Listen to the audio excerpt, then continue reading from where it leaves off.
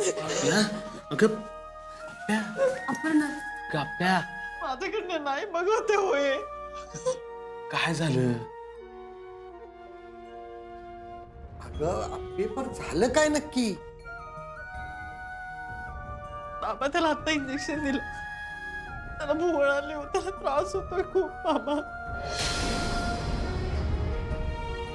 तिथे तू जरा शांत हो बरं. अगं तुला पण माहितीये ना, अमोलला जर ह्या आजारातनं बरं करायचं असेल तर ह्या सगळ्या परिस्थितीतनं जावं लागणार आहे आपल्याला.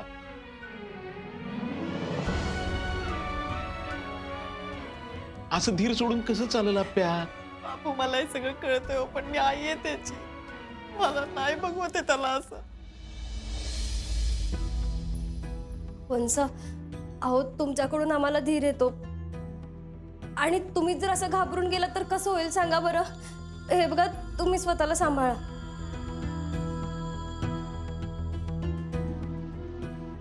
मला त्याच्याच वाटेला का घे हे सगळं? त्याची काही चूक नाही हो बापू यात. हे बघा अपर्णा, ह्या प्रश्नांची उत्तरं कोणाकडेच नाहीयेत. आत्ता आपल्यासमोर जे काय आहे ना, ते सांभाळून घेण्याशिवाय पर्यायच नाहीये दुसरा आपल्याकडे. माझ्या मुला त्रास होतोय हो ताई.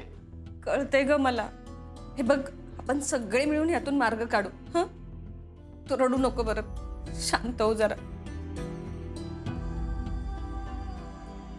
हो अपर्णा, हे बघ, अमोलला त्रास होणार हे डॉक्टरांनी सांगितलं होतं आपल्याला आणि आपण आपल्या मनाची तयारी पण केली होती. पण अमोलचा त्रास बघितल्यानंतर आपला धीर सुटणार हे माहित होतं मला. आपल्याला यातून सुटका नाही या ठिकाणी. मी नाही बघू शकत, पण जर त्याला असं गाप्पे अमोलच या आजाराला धीरानं तोंड देतोय आणि तू तसा हातपाय गाळून बसलीस तर कसं चालेल? हा दीदी, तुम्ही एक काम करा, दाजीन दोघं जण बाहेर थांबा. स्वप्नील सर आणि रुपाली ताई जातील आत. मी दाजींना बोलून आलो. हा,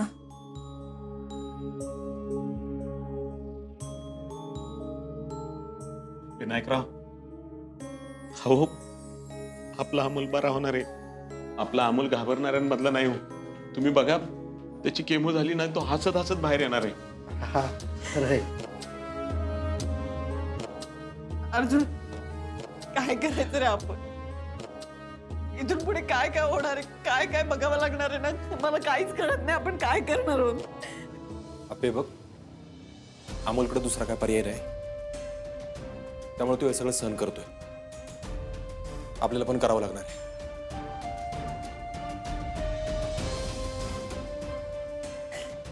आपण जरा- हा, आम्ही थांबतो आत.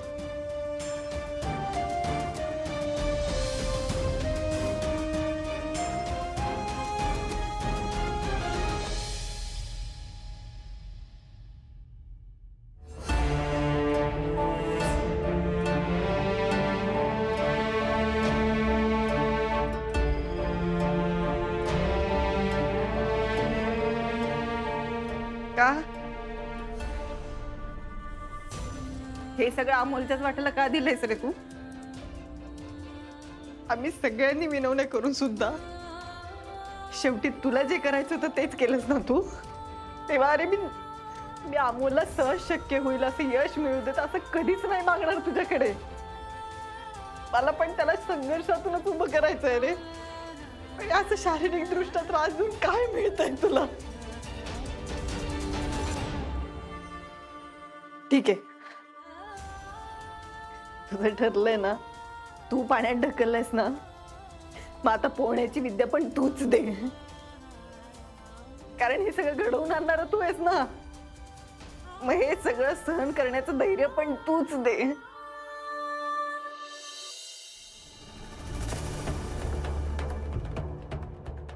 तुला काय वाटलं? तू माझ्या पोराला त्रास देशील आणि मी तुझ्या पाया पडायला येईल का? तुझ्या पायावर डोकं ठेवील आणि भीक मागेल का? माझ्या पोराला बरं कर, माझ्या पोराला बरं कर. असं अजिबात नाही होणार. ना मी माझ्या बायको पोराला सोडून कुठं जाणार आहे, ना मी कुठं निघून जाणार आहे. आम्ही माझ्या जबाबदाऱ्यात झटकून जाणार आहे. इथंच आहे मी माझ्या पोराबरोबर. जर तू माझ्या पोराला माझ्यापासून हिसकावण्याची तयारी करत असशील ना, तर ऐक, शिव अर्जुन कदम तुझ्या दारातून त्याच्या पोराला खेचून आणील परत. यावेळी माझं अख्खं घर माझ्या बरोबर आहे. आणि सगळ्यात महत्वाचं, यावेळी या अर्जुन कदमची ताकद त्याचं पोरग स्वतः आहे. कळलं का?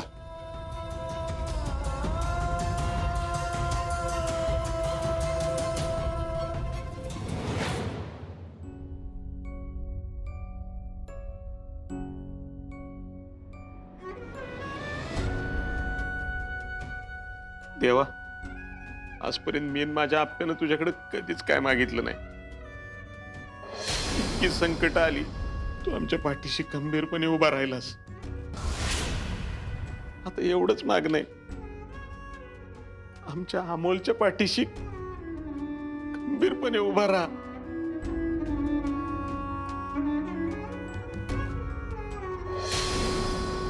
बापू, हो तो सगळं जाणतो. ते आपल्या अमोलला नक्की बरं करेल बघ. अमोलचे नातेवाईक का तुम्ही? हा. पोस्ट केमोची काही औषधं आणायची होती, तुम्ही बाहेरून आणू शकाल का? हो, आणतो.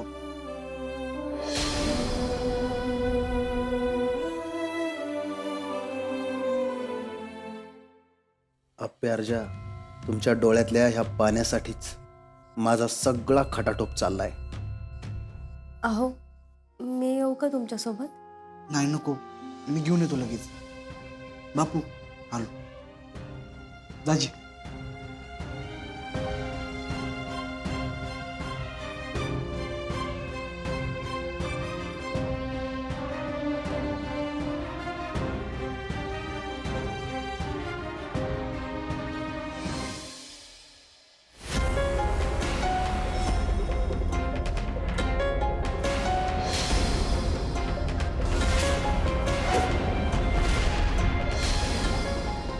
संकल्प ढोबळे? आता इथं संकल्प होता का? What boy?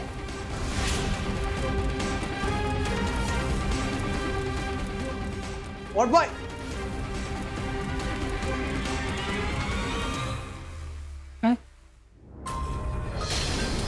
नाही नाही, काय नाही, थोडी गल्लत झाली. सॉरी. ओके, घ्या तुम्ही.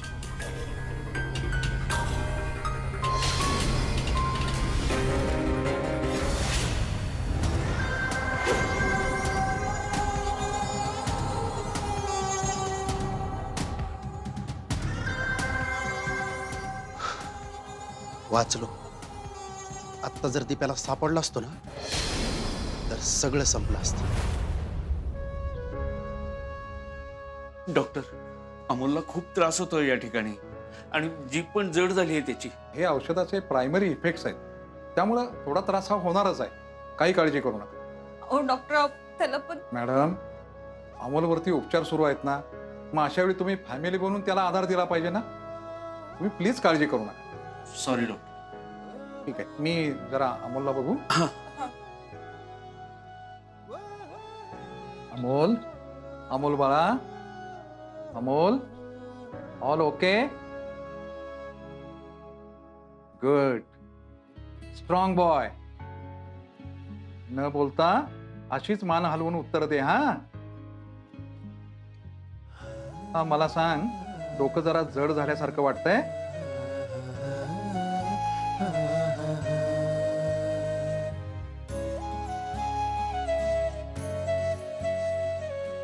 बर, थोडासा त्रास होईल, पण तो हळूहळू कमी होऊन जाईल.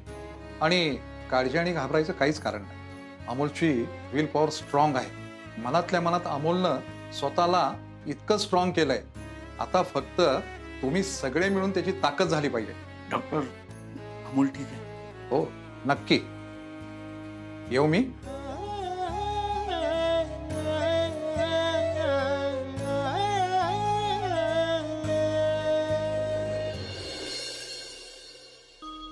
डॉक्टर, काय स्टेटस आहे आता? डॉक्टर, आतापर्यंत अमोलला त्रास होत होता तसं नाही होते ना आता?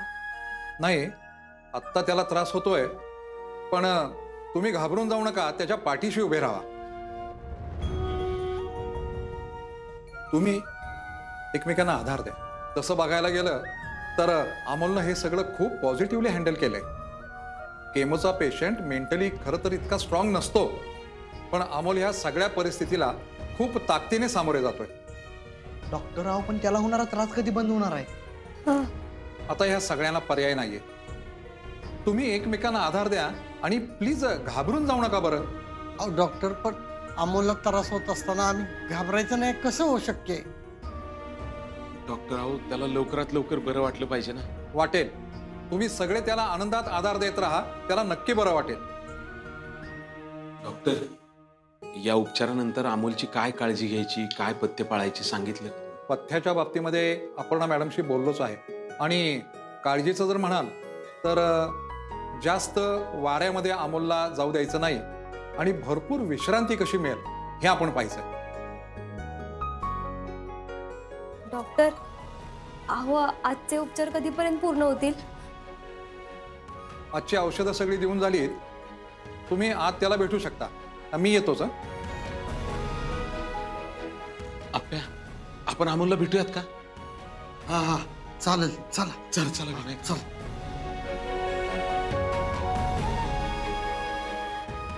बनसब, अहो येत आहे ना?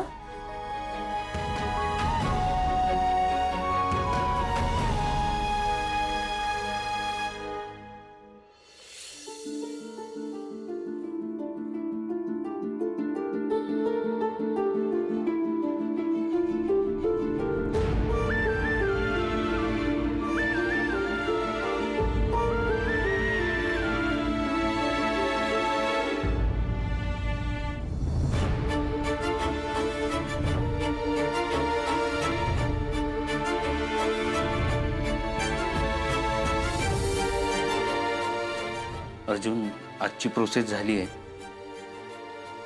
पण अमोल अजून गुंगीतच आहे. अरे औषधांमुळे त्याला बोलताही येत नाहीये.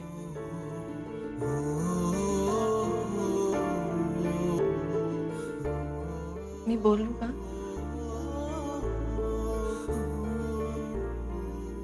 ए बाळोबा,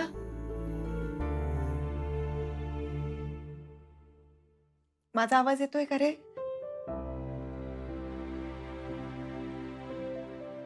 विनायकराव, त्याला शुद्ध येते.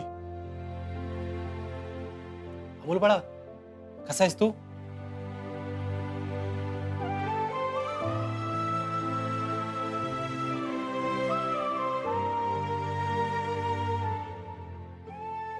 भाऊजी, जीभ त्याची जड झालीये, त्यामुळे अजून थोडा वेळ तर त्याला काही बोलता येणार नाही. हा, ते गुंगीची औषधं. अमोल बाळा, बाबाला न बोलताच उत्तर दे हा तू. अमोल बाळा, ठीक आहेस ना रे तू?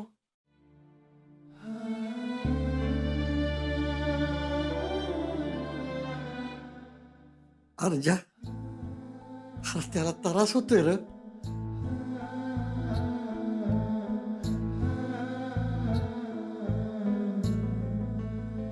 अमोलला एवढा त्रास होत असताना आपण काहीच नाही करू शकत. दिदे, त्याचा एवढा त्रास कमी झाला पाहिजे ग. आपल्या हातात काहीच नाही रे बाळ. अमोल, स्ट्रॉंग राहायचा.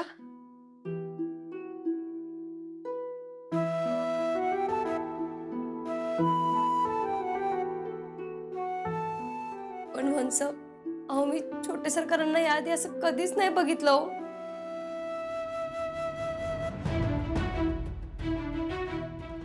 अमोल,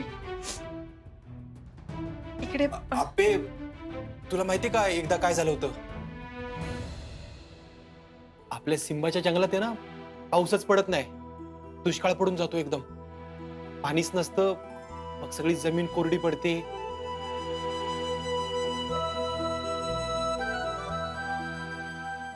झाडांची पानं गळून पडतात, है ना गप्पे? हो, नदी तळे सगळे आटून जातात. सिम्बाला खूप टेन्शन येतं, तो घाबरून जातो. त्याच्या जंगलातल्या असलेल्या मित्रांची खूप काळजी वाटायला लागते. आणि त्यात काय झालेलं असतं माहिती का दीपक मामा? सिम्बा उपाशी असतो, त्याने काय खाल्लेलं नसतं ना, त्याला भुकेमुळे त्रास होत असतो खूप.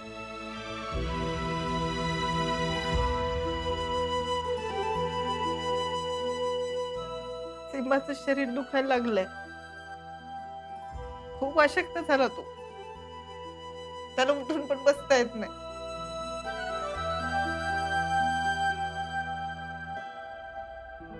खरंय. आणि या सगळ्यात सिम्बा आजारी पडून जातो, जी अवस्था आपल्या अमोल सारखी होती.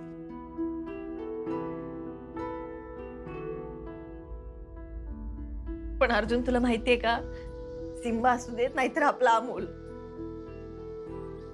अशा किरकोळ गोष्टींना घाबरत नाही दोघं, हो की नाही? हा, सिम्बा धीट असतो एकदम आपल्या अमोल सारखा. तो स्वतःला ठणकावून सांगतो की सिम्बा, ह्या आजारपणाच्या पुढं पण एक दुनिया आहे, आनंदी दुनिया, ज्यात त्याची आपली सगळी जवळची माणसं त्याच्या सोबत आहेत.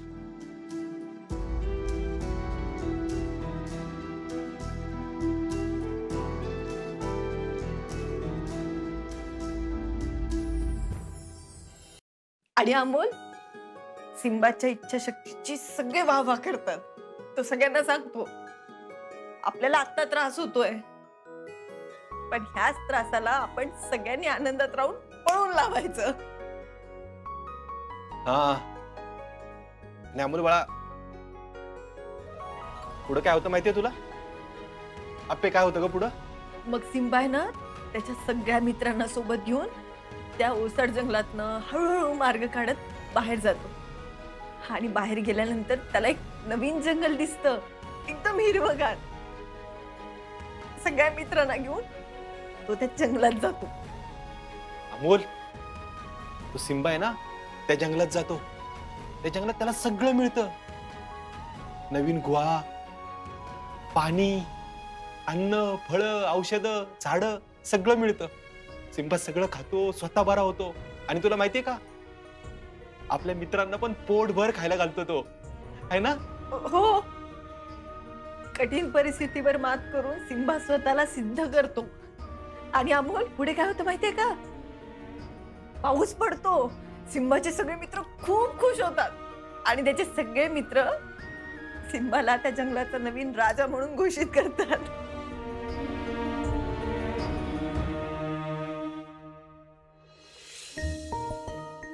हो वंस, अर्जुन दादा, अहो छोटे सरकार हसतायत. अमोल बाळा, तू पण माझा सिम्बा आहेस ना. आपण या सगळ्या अडचणींवर मात करायची, ह्या आजारपणातून बाहेर पडायचं आणि आपण पण राजा बनायचं. अमोल बाळा, बाबासारखं शहंशाह व्हायचं ना तुला. फक्त तू धीर सोडू नको रे.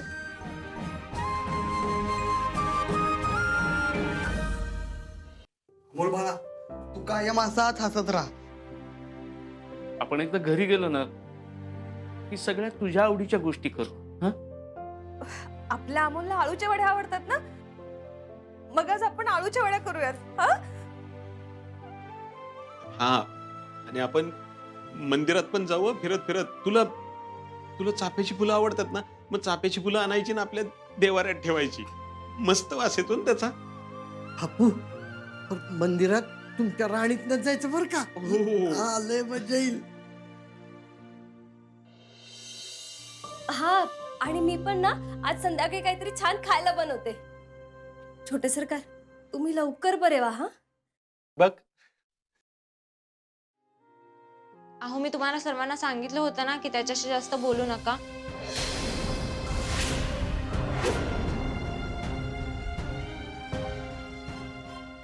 त्याची आत्ताच किमो झालीये.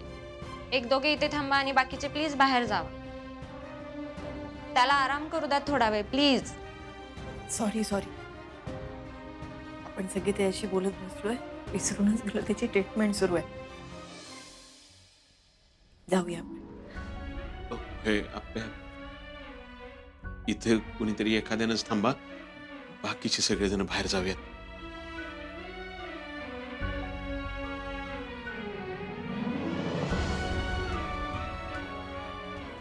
हे माझं बाळोबा,